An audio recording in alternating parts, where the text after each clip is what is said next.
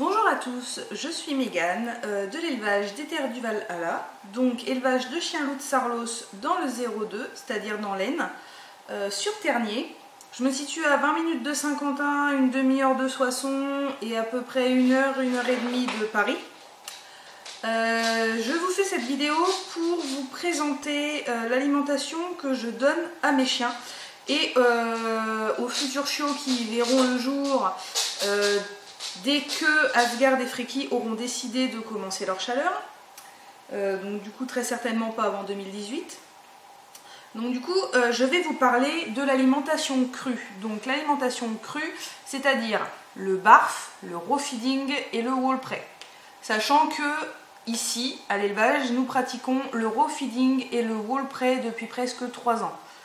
Alors pour commencer, qu'est-ce que ce type d'alimentation? Alors, ce type d'alimentation consiste en fait à reproduire au mieux une proie vivante comme le chien, le loup ou n'importe quel animal carnivore pourrait trouver dans la nature. C'est-à-dire, on fait nos rations de sorte à ce que nos chiens aient absolument tous les apports nécessaires dans leur croissance, pour leur développement et au quotidien.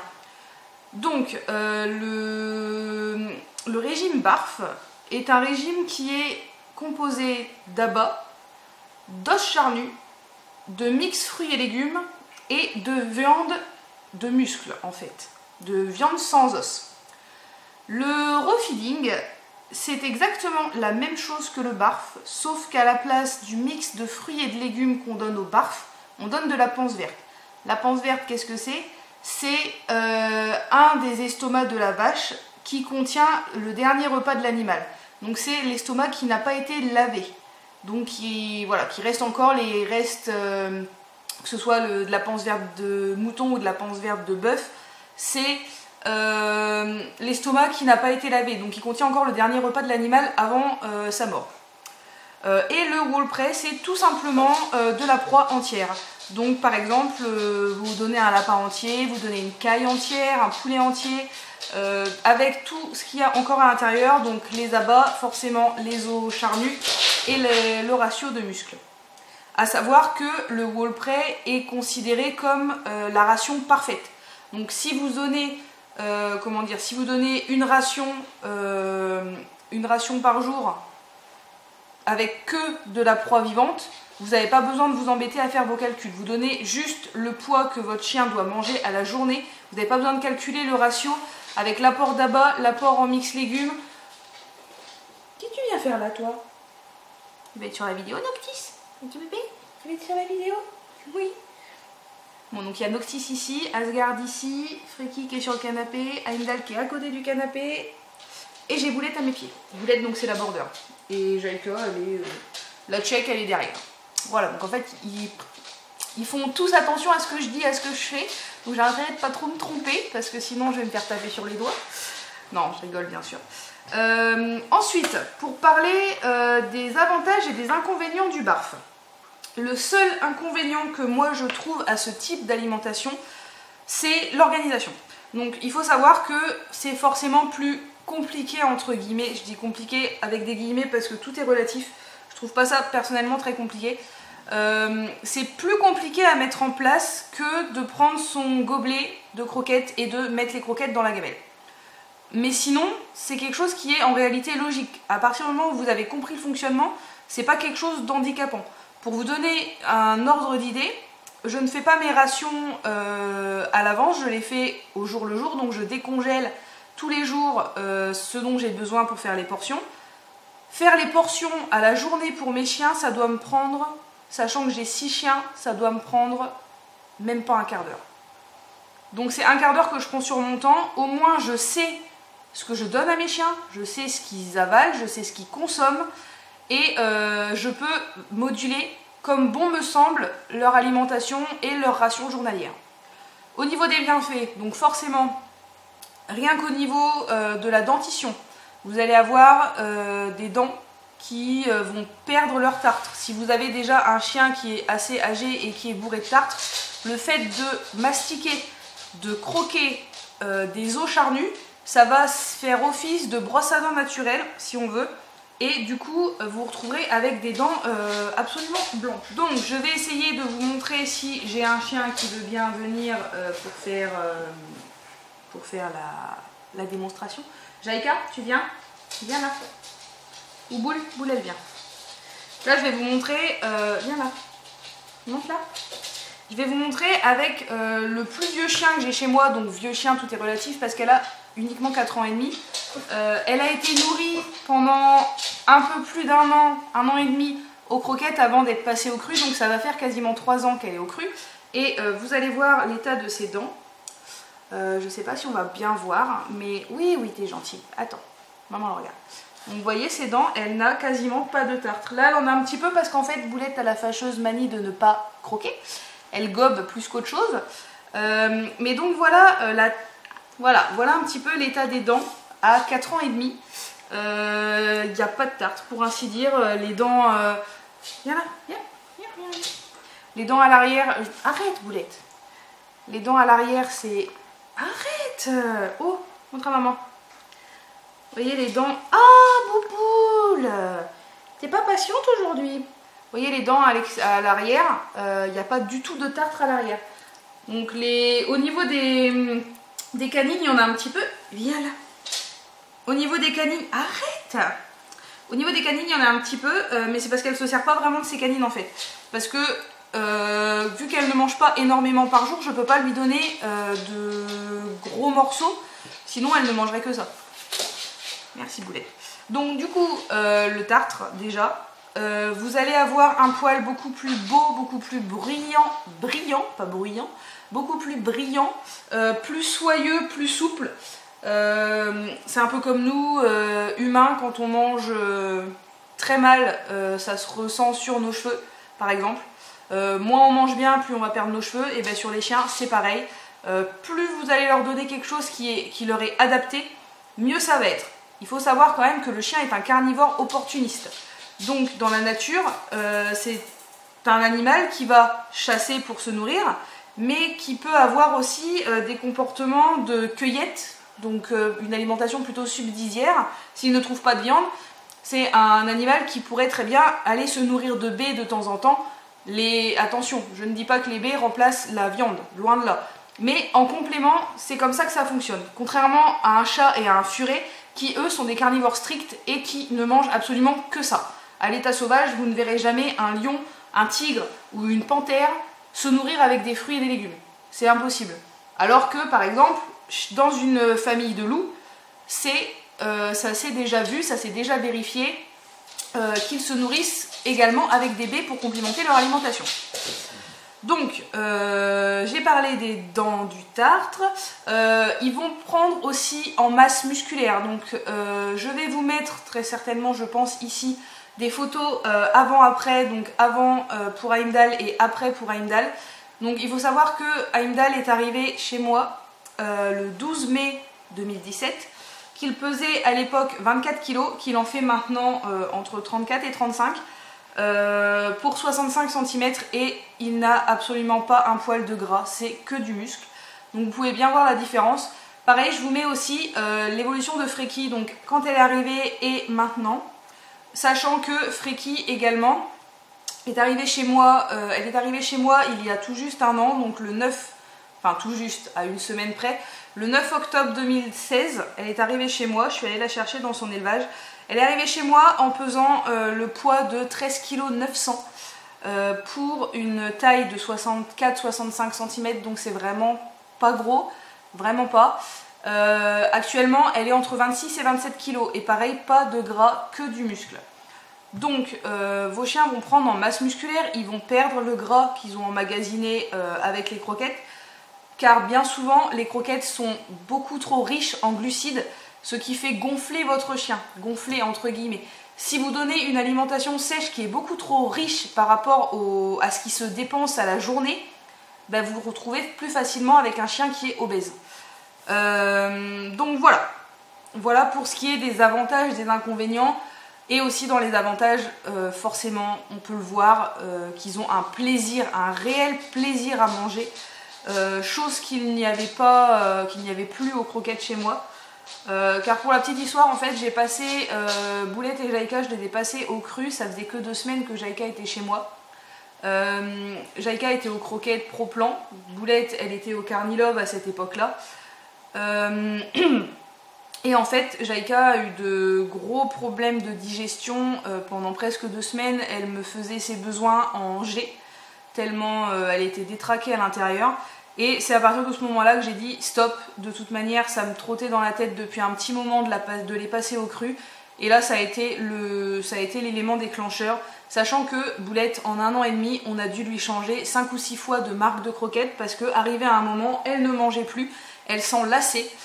Chose qui n'est jamais arrivée en presque 3 ans de cru, sachant qu'ils ont quasiment tout le temps la même chose. Que les repas sont quand même assez variés au niveau des viandes. Mais par exemple, les os charnus, ils ont quasiment tout le temps la même chose. Parce que, pour vous donner un exemple, Boulette ne mange que 400 grammes par jour. 400 grammes par jour, je peux pas me permettre de lui donner déjà une cuisse de poulet qui fait 400 grammes. Donc Boulette, elle est plus sur du dos de poulet, sur des coudes d'Inde, vraiment des os qui font moins de 200 grammes en fait. Au niveau des rations, je vais vous parler de ça. Donc au niveau des rations, il faut donner pour un chien qui est dans un poids de forme, qui est dans une bonne capacité physique, entre guillemets, pour un chien qui n'a pas besoin de perdre de poids mais qui n'a pas besoin d'en prendre non plus, il faut donner 2,5% de son poids par jour dans la ration. Voilà. Pour un chien qui doit maigrir, on lui donne seulement 2%, et pour un chien qui doit prendre du poids, on le monte à 3%. Donc, je vais vous faire un petit exemple. Je vais prendre ma calculatrice, qui est sur mon portable évidemment. Par exemple, je vous fais l'exemple de Boulette. Donc Boulette qui pèse 23 kg, elle est dans un bon poids pour moi. Enfin, visuellement, mon vétérinaire est d'accord avec moi. Elle est dans un bon poids.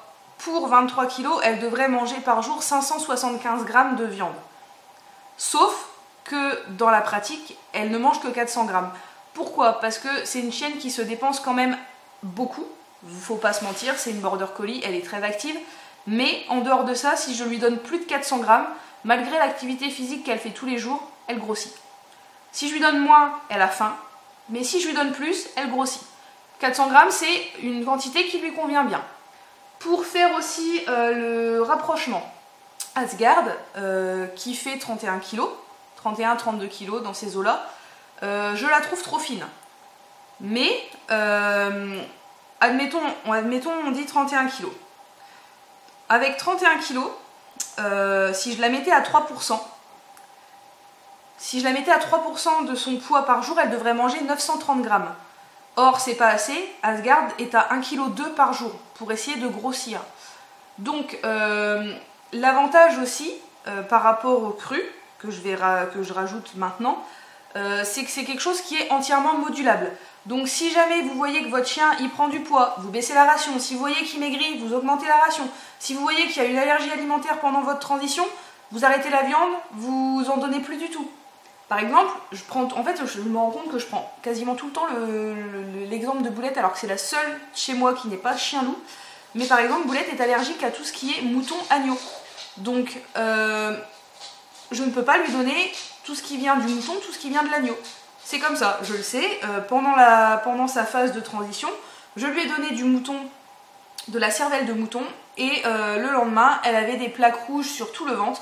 Elle se démangeait comme pas permis. J'ai enlevé la cervelle d'agneau sur les jours suivants, quand je me suis rendu compte de son problème de plaques rouges et de démangeaison.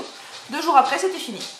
Chose qui est difficilement faisable quand vous donnez des croquettes, parce que en général, quand vous avez un voire plusieurs chiens en croquettes, vous avez tendance à prendre le gros paquet directement, donc des paquets de 15 kg.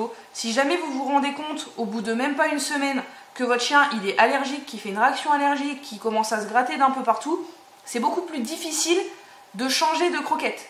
Sachant que, sur un sac de 15 kg, il en aura peut-être mangé que 3 kg. Donc, c'est difficile de faire un changement, une transition entre les croquettes, sachant que, de ce que j'en sais, je me suis jamais vraiment renseignée plus que ça sur la question, la transition aux croquettes se fait beaucoup plus longtemps. Enfin, c'est un mélange de croquettes en fait. On mélange les croquettes de base avec les nouvelles croquettes et on augmente la proportion petit à petit. Mais c'est quelque chose que, voilà, qui se fait sur la longueur et vous ne pouvez pas vraiment isoler la chose pour laquelle votre chien est allergique. Donc au niveau des rations, j'ai fait le tour.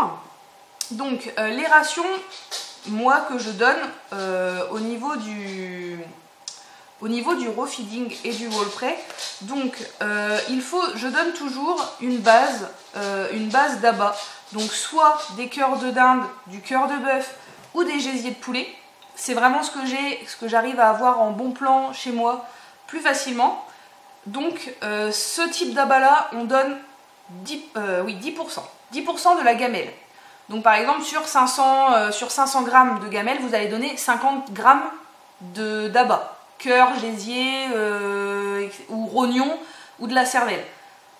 Et à côté de ça, il faut que vous donniez 5% du poids de la gamelle en foie. Le foie est important pour la vitamine A.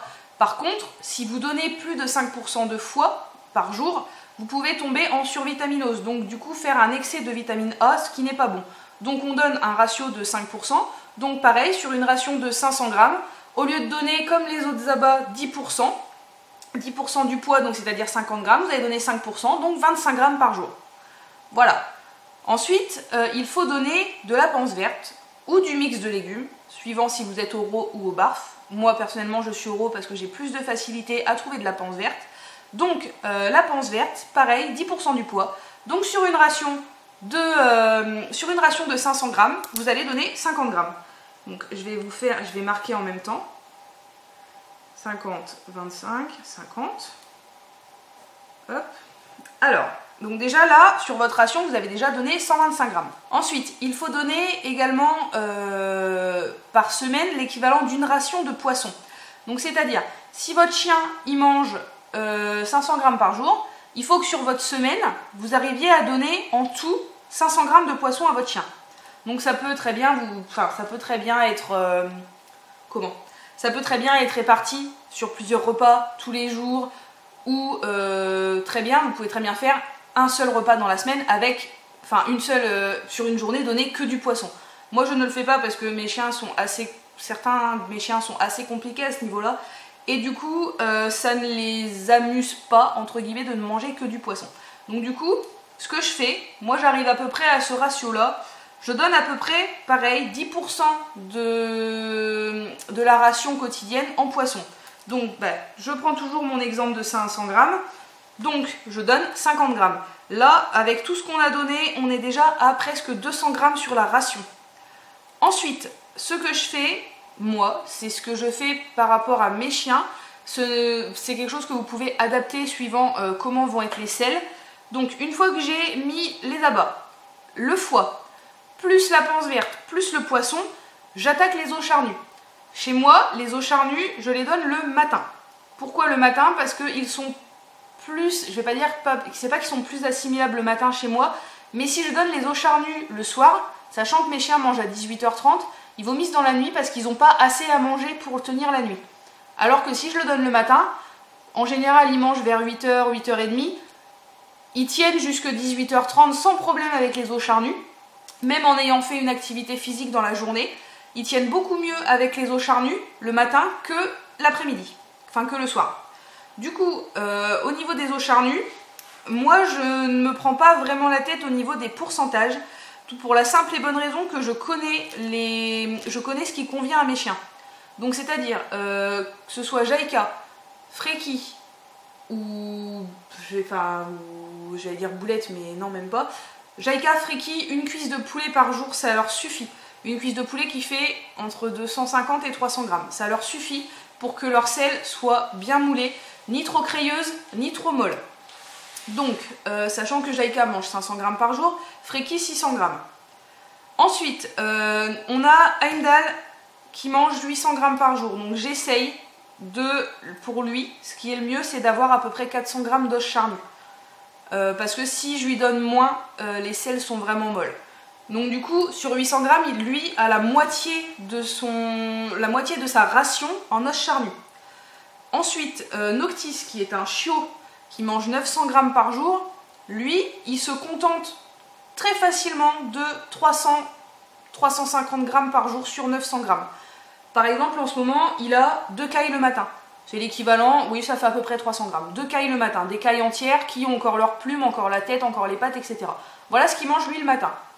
Et pour finir, Asgard, qui est la plus embêtante de mes chiens, qui est très très difficile. Asgard refuse totalement tout ce qui est os charnu de volaille. Elle ne veut pas que ce soit de la dinde, de la caille, du poulet, du canard, elle n'en veut pas. La seule chose qu'elle accepte de manger le matin, c'est du lapin. Donc, Asgard a des coffres de lapin, et pareil, sur 1,2 kg, Asgard se contente très bien de 400 grammes à peine d'os charnu. Donc, ce que je fais, comme je sais moi ce que mes chiens tolèrent bien, et bien quand je fais les gamelles, je le fais dans l'ordre que je vous ai dit, donc abats, foie, panse verte et poisson. Ensuite, je mets l'os charnu. Donc, par exemple, je sais qu'Asgard, le matin, elle mange 2 coffres et 2 coffres de lapin. Donc, ça fait à peu près 400 grammes. Donc, 2 coffres de lapin. Quand c'est Jaïka, je mets soit 2 dos de poulet, soit une cuisse de poulet. Pour Freki, exactement la même chose. Et ensuite, avec ce qui me reste sur ma ration, je complète. Donc, c'est-à-dire que là, par exemple, si on reprend la ration de 500 grammes, donc admettons, c'est la ration de Jaïka. Donc, on était à 175 plus 300, on est quasiment à 500. Donc, je rajoute ce qui reste en viande. Donc, viande, muscle. Mais, c'est vrai qu'au niveau des cuisses, au niveau de l'os charnu, j'essaye de baisser quand même un petit peu le ratio avec Jaïka. Parce que c'est vrai que comme elle ne mange pas énormément à la journée, le fait de la priver entre guillemets de muscles, c'est moins bien. Donc c'est vrai que j'essaye, voilà, les dos, pour vous donner une idée, je vais regarder parce que j'ai mon calepin juste en dessous. Et je note toutes les rations que je mange, je note en fait exactement tout ce qu'il mange par jour. Par exemple, Jaïka a eu, bon ça c'était la semaine dernière, elle a eu combien ce matin? J'ai fait tous mes trucs à l'avance. Ce matin, Jaïka a eu 255 grammes de dos de poulet. Voilà. Donc du coup, ce soir, vu qu'elle a eu 255 ce matin, et bien ce soir, elle aura 245 en tout. Donc je rajouterai seulement à la fin la viande. Donc ça peut être n'importe quoi, hein. Ça peut être du poulet, ça peut être de la dinde, du canard, du lapin, du bœuf, du cheval, du porc. Ça peut être n'importe quoi. Mais, juste une chose, faire attention avec le porc. Il ne faut pas prendre de porc bio, ni de porc élevé en plein air, à cause de la maladie d'Ojetski. Donc la maladie d'Ojetski, c'est une maladie qui est mortelle pour les chiens et pour les chats, pour laquelle il n'y a pas de vaccin pour les animaux de compagnie. Et c'est une maladie en fait qui attaque le système nerveux. Donc, on évite, on prend du porc uniquement français et du porc élevé en batterie. De toute manière, ça se voit sur le prix en plus. Un porc élevé en batterie sera moins cher qu'un porc bio ou un porc élevé en plein air. Pourquoi pas de porc élevé en plein air? Tout simplement parce qu'ils peuvent avoir le contact avec des cochons sauvages, donc des sangliers. Sangliers qui sont porteurs possiblement de la maladie également. On ne donne jamais de sanglier du coup à son chien, forcément. Il faut faire attention également aux poissons. Il ne faut pas prendre de poissons qui sont pêchés dans le Pacifique, à cause de la douve du Pacifique. Donc pareil, c'est une bactérie qui est mortelle pour les chiens et les chats. Évitez aussi au niveau des poissons, les poissons qui sont en haut de la chaîne alimentaire, c'est-à-dire tout ce qui est saumon, brochet, des poissons qui sont plus carnassiers que autre chose. Parce que c'est des poissons qui sont bourrés de métaux lourds. Donc même si le saumon c'est un poisson qui est très gras et qui peut aider un chien à reprendre du poids, à reprendre en gras, on ne donne pas de saumon justement à cause de ces métaux lourds là. Donc voilà, parenthèse terminée. Donc voilà un petit peu dans la pratique la composition d'une de mes gamelles. C'est totalement arbitraire entre guillemets. La seule chose qu'il faut, c'est que vous ayez minimum 3 sources de viande différentes. Donc par exemple, ça peut être très bien de l'os de poulet, de la viande de porc, et de la viande ou de l'abat de porc, et de la viande ou de l'abat de bœuf, par exemple. C'est les viandes les plus basiques qu'on peut trouver. Donc, maintenant qu'on a fait le tour de la question plutôt théorique, au niveau de la transition, pour parler de la pratique, la transition, vous allez la faire comme ceci. Donc, c'est une transition qui se fait très lentement, car en général vos chiens, quand ils ont été habitués à la croquette, il y a beaucoup de paramètres qui rentrent en compte. Donc c'est-à-dire, un chien qui est nourri aux croquettes va digérer sa gamelle de croquettes entre 8 et 12 heures. Donc pendant 8 à 12 heures, l'estomac et le système digestif va fonctionner. Ce qui est totalement différent avec le cru, parce qu'une digestion au cru, ça peut mettre entre 2 à 4 heures. Donc c'est quelque chose qui va vraiment être raccourci dans la digestion du chien. Donc déjà, pas le même temps de digestion. Le pH de l'estomac pour un chien nourri aux croquettes, il s'avoisine au 2-3. C'est un pH qui est quand même acide. On n'est pas du tout dans un milieu basique, c'est quelque chose qui est quand même acide. Mais pour un chien qui va être nourri au cru, le pH va descendre en dessous de 1. Donc c'est-à-dire que c'est un pH qui est encore plus acide que l'acide chlorhydrique, pour vous donner un petit peu une comparaison. Du coup, le fait de donner croquettes et cru en même temps, je parle de ce sujet-là parce que je le vois de plus en plus sur les forums, donner cru et croquettes en même temps, ça fait travailler beaucoup trop l'estomac et de façon... c'est pas utile. Franchement, de faire travailler l'estomac d'un chien comme ça l'épuise, ça lui prend beaucoup d'énergie, alors que c'est quelque chose qui peut être clairement évité. Vaut mieux donner de bonnes croquettes, entre guillemets, parce que bon, pour moi, toutes les croquettes, c'est un petit peu la même chose. Vaut mieux donner de bonnes croquettes plutôt que de faire une alimentation crue, mais le faire mal. Vraiment. Si vous pensez que vous n'êtes pas prêt, vous n'êtes pas assez renseigné pour cette alimentation-là, je vous assure, restez aux croquettes le temps de vous renseigner correctement, parce que si vous le faites mal, c'est vraiment pas bénéfique pour votre chien, et ça peut avoir plus de conséquences négatives que de conséquences positives. Et c'est comme ça qu'on en arrive avec des vétérinaires qui sont totalement fermés à l'alimentation crue, parce que les seuls cas de chiens qui viennent chez eux au cru et qui ont des problèmes, c'est des problèmes dus aux os. Donc perforation de l'estomac ou... ce genre de choses, c'est des problèmes liés à la digestion parce que la transition ne se fait pas correctement. Donc, pour revenir à la transition, première semaine, d'ailleurs, avant de commencer le cru, vous allez faire jeûner votre chien la veille au soir. Pourquoi? Parce que la première chose qu'on donne au chien, c'est du blanc de poulet. Cru, évidemment. Donc, vous n'êtes pas sans savoir que la texture du blanc de poulet cru est assez spéciale. C'est très gélatineux, c'est un peu collant, c'est vraiment pas quelque chose d'appétant pour le chien. Donc il faut le faire jeûner la veille au soir, et en plus ça aide à ce que l'estomac soit vraiment vidé des croquettes pour repartir entre guillemets sur de bonnes bases. Donc on commence par du blanc de poulet. Donc le blanc de poulet, vous allez donner uniquement du blanc de poulet et de la purée de carottes si vous pensez mettre votre chien au barf, pardon. Si vous pensez le mettre au barf, vous mettez de la purée de carottes. Donc c'est le légume qui est le plus facilement assimilable pour les chiens. Donc en général, on commence par la carotte ou la courge. Ce sont vraiment les deux légumes qui s'assimilent le mieux. Si vous pensez vous mettre au raw ou au whole prep par la suite, c'est uniquement du blanc de poulet. Donc vous donnez uniquement du blanc de poulet avec la ration la ration que je vous ai donnée tout à l'heure, donc 2,5% pour un chien qui est dans son bon poids, 2% pour un chien qui doit maigrir et 3% pour un chien qui doit grossir.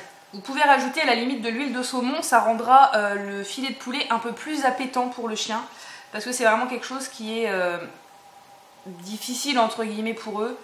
Le filet de poulet, moi c'est vrai que par exemple Heimdall il a mis 4 jours avant de se décider à manger quand il est arrivé chez moi, parce que c'est quelque chose qui lui plaisait pas, et comme il a mangé pendant 3 ans des croquettes, c'était difficile pour lui de passer directement sur du cru. Donc cette phase avec juste du poulet cru, vous allez le donner pendant 7 à 14 jours. Ça dépendra de la digestion de votre chien. Minimum 7 jours, et ça peut s'étaler jusqu'à ce que votre chien réussisse à le digérer correctement. Pendant les premiers jours, c'est normal si votre chien, quand il va à la selle, il fait de l'eau. C'est normal. C'est l'intérieur de votre chien qui se détoxifie de tout ce qu'il a emmagasiné avec les croquettes au long de sa vie. Une fois que vous avez fini votre phase blanc de poulet et que votre chien le digère bien, faisant des selles moulées ou un peu molles, mais qu'il arrête de faire de l'eau. Vous allez faire moitié blanc de poulet et moitié os de poulet, os charnu évidemment. Donc que ce soit des cuisses, des pilons, des ailes, des coups, n'importe quoi. Vous allez faire moitié-moitié. Donc sur une ration de 500 grammes, 250 de filets de poulet et 250 d'os charnu de poulet. Vous allez faire ça pareil jusqu'à ce que ça se stabilise. En général c'est beaucoup plus rapide que le filet de poulet, les os rendant les selles un peu plus consistantes. Si jamais vous voyez en mettant l'os de poulet dans votre ration que les selles deviennent crayeuses, donc que vous avez l'impression que si vous la tenez dans la main et que vous serrez un petit peu, ça s'effrite, vous baissez la ration d'os de poulet. Si jamais c'est trop mou, vous pouvez augmenter. Ensuite, troisième semaine, moi je parle en semaine, troisième semaine, vous allez ajouter une nouvelle viande. Donc, toujours 50% d'os de poulet, 25% de viande de poulet et 25% d'autres viandes. En commençant par de la dinde, du lapin, du canard, du veau, en terminant par le bœuf, parce que le bœuf c'est la viande la plus allergène qui est. Donc vous allez faire ça chaque semaine, une nouvelle viande, en adaptant le ratio de viande de la nouvelle introduction et de ce que vous avez déjà introduit. Donc par exemple semaine 1 vous allez faire de la dinde, la deuxième semaine du veau, la troisième semaine du canard, etc.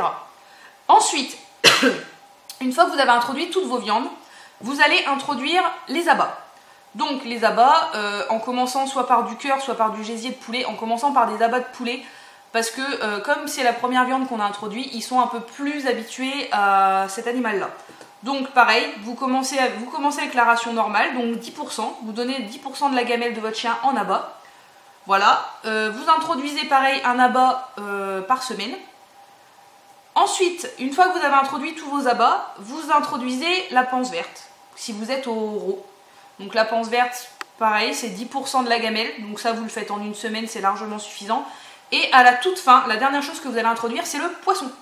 Poisson qui doit être congelé minimum 3 semaines avant d'être servi pour éliminer, enfin je ne vais pas dire éliminer parce que la congélation n'élimine pas les bactéries, mais pour endormir les bactéries avant que le chien puisse les digérer. Donc voilà, au niveau de la transition, je pense que je vous ai tout dit à ce niveau-là. Il me reste juste à vous montrer en pratique comment je fais les gamelles. Je vais vous le montrer tout de suite parce que là, il va être 16 h et d'ici même pas 1h30, 2 h, je vais aller faire les rations. Donc je vais vous filmer tout ça, comment je fais les rations, et je vais vous mettre ensuite comment les chiens les mangent. Je sais pas encore, c'est très certainement Asgard qui va faire le cobaye, soit Asgard, soit Noctis. Donc je vais vous montrer tout ça. Donc du coup, je vous dis à très bientôt. J'espère que cette petite vidéo vous aura aidé pour passer votre chien au cru et y voir un petit peu plus clair dans ce qu'on vous raconte. Du coup, moi je vous laisse ici. Vous allez voir dans la pratique comment ça se passe. Et je vous dis à très bientôt. Je ne sais pas comment terminer cette vidéo en fait. À très bientôt. J'espère que ça vous aura plu, que ça vous aura été utile. Et voilà. Je vous dis à la prochaine. Au revoir. Voilà, donc on se retrouve pour la suite de la vidéo. Donc du coup, je vais vous montrer comment je prépare les portions. Alors, du coup, gamelle d'Heimdall, toujours. Donc, Heimdall mange 800 grammes par jour, donc du coup, on met 80 grammes de cœur.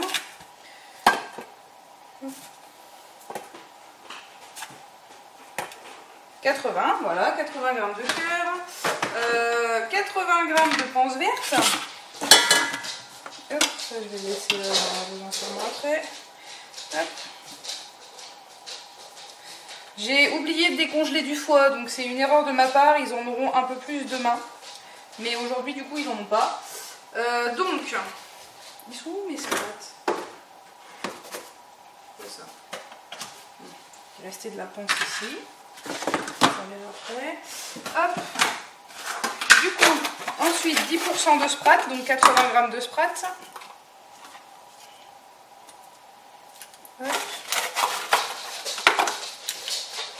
Donc les sprats, c'est des tout petits poissons. Voilà. Et ensuite, on termine par de la viande. Alors ça, c'est un morceau qui est très gras, que je ne vais même pas utiliser parce que ça va pas. Hop. Alors là, ce sera du veau. Du coup, je me fais un petit carton où je marque le matin ce qu'il mange.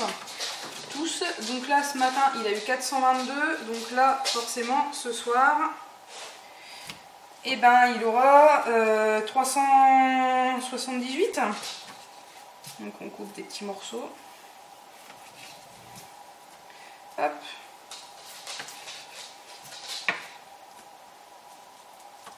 Bon. Une passe de 10 grammes, c'est pas très grave. Hop. Et je mets de côté. Je complémente quand même, je donne de la levure de bière et de l'huile de saumon. Hop. Du coup. Donc c'est la levure de bière qui vient de chez Easy Barf. Hop. Qui est d'une très bonne qualité. Donc je mets une petite mesure, donc qui équivaut à 1 ml par jour. Hop, et par chien. Donc c'est forcément dans la gamelle du soir parce que comme le matin ils ont les os, je peux pas mettre la levure de bière sur les os. Hop. Et voilà. Voilà. Hop.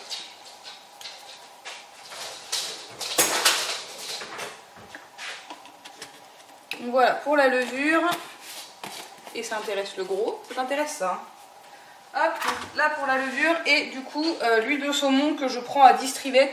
Les 2 bouteilles d'1 litre sont à 26 €. Et je mets 1 pouce par 10 kg de poids. Donc là c'est boulette. Donc elle, comme elle est dans les 20, elle fait 2. Freki, on est 3. Noctis, on est 4. Oui. Heimdall, 4 aussi. Et Jaïka, 3. Et pour Asgard, ce serait 4 parce qu'elle fait plus de 30 kg. Donc voilà pour la préparation. Donc vous voyez quand même que j'ai mis un petit peu plus de temps parce que je vous explique en même temps, mais sinon c'est quelque chose qui est quand même assez rapide. Du coup, je vous retrouve tout de suite pour la dégustation. Voilà.